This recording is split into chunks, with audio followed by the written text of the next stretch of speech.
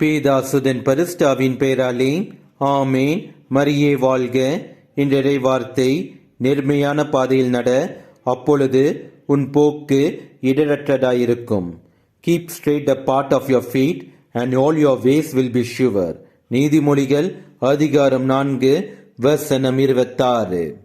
நம் கடவுள் இயேசு கிறிஸ்து நம்மை இன்று அழைக்கின்றார். அவரைப் போல நாம் நேர்மையாக வாழ்வதற்கு. நம்மை கற்பில் நேர்மையாக வாழ வேண்டும் என்று அழைக்கின்றார். நம் செயலில் நேர்மையாக வாழ வேண்டும் என்று அழைக்கின்றார். நம் எண்ணங்களில் நேர்மையாக வாழ வேண்டும் என்று அழைக்கின்றார்.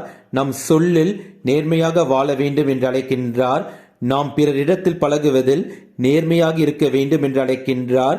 இவ்வாறு நம் வாழ்வில் நேர்மையாக எல்லா சூழ்நிலையும் வாழ வேண்டும் என்று அழைக்கின்றார். இவ்வாறு நாம் வாழ்ந்தால் நம் கடவுள் இயேசு கிறிஸ்து நம்முடைய வாழ்க்கையில் நம்மை வெற்றியின் பாதையில் அவர் வழி நடத்தி செல்வார். இயேசுவுக்கே புகழ். மரியே வாழ்க. ஆமேன். பஞ்சமும் நோயும் பசியும் தீர பார்த்திபன் இயேசுவையே.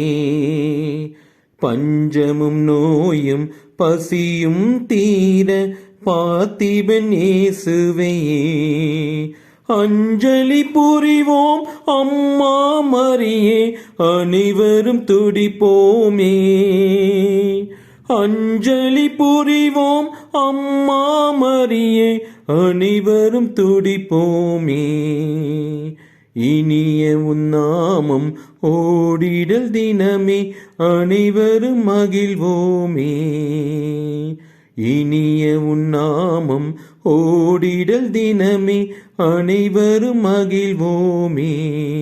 தாயெனும் மேலாம் தாயுமே நீயே, தமியோர் திரவியமே. தாயினும் மேலாம் தாயுமே நீயே, தமியோர் திரவியமே. அன்பிதே அன்பிதே மாதா, தன்னலமேயற்ற மாதா. அன்பிதே அன்பிதே மாதா, தன்னலமேயற்ற மாதா.